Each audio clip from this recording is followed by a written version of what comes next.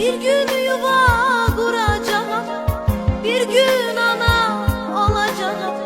Gülmese de sensiz üzüm olacaktır oğlum kızım. Bağrıma basıp bağlamı doya doya toplayacağım.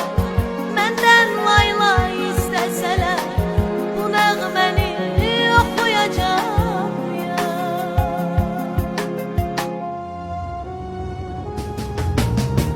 Deyəcəm ki qovuşmağa qoymadılar bizləri.